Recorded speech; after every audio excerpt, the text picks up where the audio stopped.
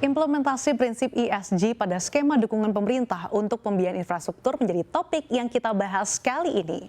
Bagaimana detailnya dan bagaimana roadmap-nya? Langsung saja kita bahas di slide pertama tentang apa sih tujuan pembangunan berkelanjutan.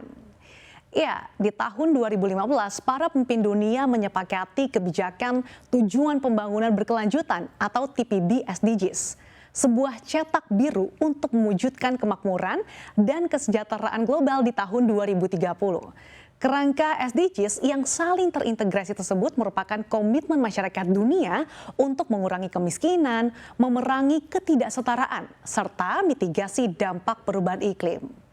Di tahun 2021, Indonesia ikut berperan dalam mitigasi perubahan iklim dengan memperbarui komitmen Nationally Determined Contribution atau NDC dengan menetapkan target pengurangan emisi sebesar 29% dari sebelumnya 26%. Pembaharuan NDC menunjukkan komitmen Indonesia untuk mewujudkan ekonomi karbon rendah dan berketahanan iklim. Pembaruan ini menegaskan komitmen Indonesia untuk mencapai tujuan karbon netral di tahun 2060. Berdasarkan roadmap SDGs Indonesia, kebutuhan pembiayaan untuk mencapai SDGs di tahun 2030, estimasi kebutuhan keuangan Indonesia sekitar 4.520 triliun rupiah, sebagaimana roadmap NDC. Sementara pemerintah hanya mampu membiayai 34% dari total kebutuhan pendanaan aksi perubahan iklim ini. Nah, kesenjangan pembiayaan yang cukup besar tersebut perlu diatasi melalui upaya mobilisasi sumber dana lainnya, termasuk melalui pemanfaatan instrumen pembiayaan yang inovatif. Upaya pencapaian SDGs semakin dibutuhkan, terutama dengan adanya pandemi COVID-19 yang memberikan dampak luar biasa di semua sektor kehidupan. Tantangan kesehatan dan sosial akibat COVID-19 yang disertai ancaman lanjutan akibat perubahan iklim telah mengubah arah kebijakan global untuk menjadi lebih hijau dan biru dan mengutamakan pengelolaan risiko untuk mencegah potensial loss yang lebih besar lagi di masa yang akan datang. Di level nasional, upaya pencapaian SDG ini telah ditindaklanjuti dengan diterbitkannya Perpres nomor 59 tahun 2017 tentang pelaksanaan pencapaian tujuan pembangunan berkelanjutan.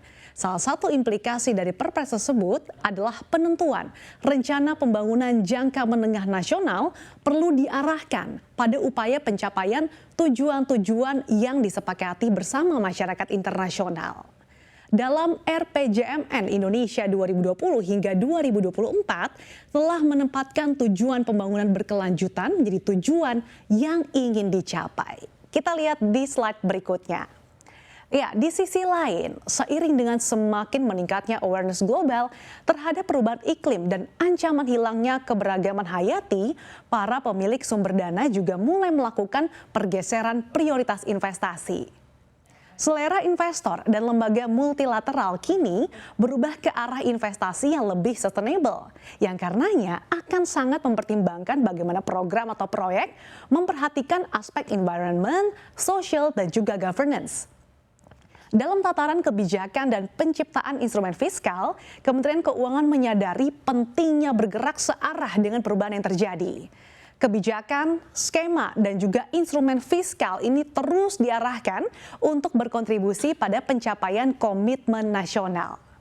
Contoh nyata ini telah ditunjukkan, salah satunya dengan penerbitan instrumen investasi di pasar keuangan berupa Green, Suku, dan juga SDG Bonds.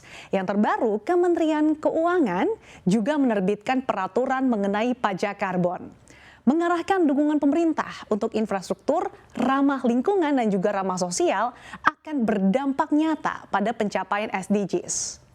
Upaya pencapaian komitmen nasional perlu terus didorong ke tataran yang lebih dalam. Di level pelaksanaan pembangunan, khususnya dalam penyediaan infrastruktur, pencapaian SDGs melalui infrastruktur penting untuk dilakukan, agar manfaat infrastruktur dapat dinikmati masyarakat. Sementara tetap memperhatikan potensi dampak sosialnya bagi lingkungan dan juga sosial. Mengintegrasikan elemen environment, sosial, dan juga governance atau ESG ke dalam strategi investasi merupakan satu solusi untuk menghitung kontribusi investasi berkelanjutan suatu lembaga atau perusahaan kepada para pemangku kepentingannya. ESG telah banyak digunakan oleh pihak swasta dan juga Kementerian Keuangan akan menerapkan prinsip-prinsip ESG dalam skema dukungan pemerintah khususnya untuk pembiayaan infrastruktur yang melibatkan pembiayaan swasta. Penerapan ESG dalam dukungan pembiayaan infrastruktur dinilai efektif dalam dua hal. Pertama, memastikan penyediaan infrastruktur dengan memperhatikan pencapaian tujuan berkelanjutan. Kedua, merupakan bentuk penghargaan dan insentif kepada mitra pemerintah dalam penyediaan infrastruktur, khususnya yang memperhatikan isu dampak lingkungan dan sosial atas proyek infrastruktur. Kita lihat lagi di slide berikutnya. Ya, implementasi prinsip-prinsip ESG sebenarnya telah diterapkan ya dalam berbagai aktivitas ekonomi. Di sisi fiskal, pemerintah melalui Kementerian Keuangan berupaya untuk menerapkan kerangka kebijakan fiskal berbasis aturan untuk kegiatan terkait perubahan iklim sekaligus mendorong anggaran negara untuk lebih hijau dengan memanfaatkan dana publik untuk mendukung inisiatif proyek terkait perubahan iklim. Nah, dalam konteks ini, Kementerian Keuangan memberikan berbagai bentuk insentif kepada pelaku ekonomi, khususnya dalam penyediaan infrastruktur yang menjalankan kegiatan ramah lingkungan serta memperhatikan potensi dampak sosial dan penanganan perubahan iklim. Dalam kebijakan dukungan pemerintah untuk pembiayaan infrastruktur, prinsip-prinsip ESG akan diterapkan secara bertahap. Pertama, elemen ESG akan dilekatkan ke dalam skema dukungan pemerintah untuk proyek infrastruktur dengan skema kerjasama pemerintah dengan badan usaha atau KPBU. Penerapan prinsip-prinsip ESG akan dilakukan dalam tiap tahapan proyek yang memerlukan konsistensi, termasuk dalam penyiapan dokumen. Oleh karena itu, dukungan dan juga partisipasi aktif para pemangku kepentingan utama sangat diperlukan, terutama pemilik proyek dan pihak swasta atau mitra pemerintah. Selanjutnya, elemen ESG akan dimasukkan ke dalam proyek-proyek yang didukung pemerintah selain KPBU, khususnya skema dukungan pemerintah untuk proyek infrastruktur melalui skema penugasan BUMN dan dukungan penjaminan untuk proyek strategis nasional atau PSN. Kita lihat lagi di slide berikutnya. Nah, dukungan pembiayaan infrastruktur yang menerapkan prinsip-prinsip ESG ini meliputi dukungan untuk skema kerjasama pemerintah dan badan usaha atau KPBU, yaitu fasilitas penyiapan dan pelaksanaan transaksi atau Project Development Fund atau PDF, dukungan kelayakan atau Viability Gap Fund atau VGF, penjaminan proyek KPBU, dan penerapan skema pembayaran ketersediaan layanan atau Availability Payment, dan dukungan untuk proyek infrastruktur non-KPBU yang terdiri atas skema penjaminan infrastruktur melalui penugasan BUMN, penjaminan proyek strategis nasional, penjaminan direct lending, dan dukungan lainnya. Penerapan kerangka pengaman lingkungan hidup, sosial, dan tata kelola atau ESG dalam pemberian dukungan pembiayaan infrastruktur menjadi penanda perubahan bisnis proses di Kementerian Keuangan yang mengedepankan dukungan berbasis prinsip berkelanjutan, berdaya tahan iklim, dan bencana berdampak sosial yang positif kepada masyarakat dan mengedepankan transparansi, akuntabilitas, dan juga konsistensi penerapan. Kita lihat lagi di slide berikutnya. Implementasi ESG dalam dukungan pemerintah untuk proyek infrastruktur akan memperhatikan prinsip-prinsip utama. Yang pertama yaitu leaving no one behind. Artinya proyek infrastruktur selain harus memberikan manfaat ekonomi juga harus memperhatikan langkah mitigasi yang diperlukan atas potensi dampak kepada masyarakat atau kelompok rentan terimbas dampak pembangunan serta eksternalitas negatif yang mungkin dibawa kepada mereka. Selain itu, sangat penting untuk melibatkan pemangku kepentingan, terutama masyarakat atau para penerima manfaat sejak proses penyiapan hingga operasi infrastruktur. Kemudian, mendukung perlindungan hak-hak asasi manusia. Hak asasi manusia ini merupakan inti dari pembangunan berkelanjutan, pengentasan kemiskinan, dan pemerataan kesempatan dan manfaat pembangunan. Kementerian Keuangan mendukung proyek infrastruktur yang memenuhi hak asasi manusia dan memberdayakan individu atau kelompok, terutama yang terpinggirkan.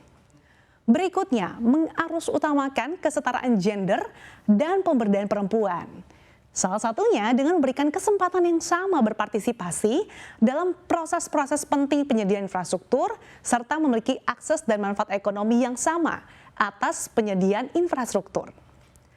Selanjutnya, keberlanjutan dan ketahanan pelaksanaan ESG akan menekankan aspek keberlanjutan, ketahanan iklim, dan bencana, termasuk berdampak positif pada pengelolaan perubahan iklim, pengelolaan sumber daya alam, dan keanekaragaman hayati.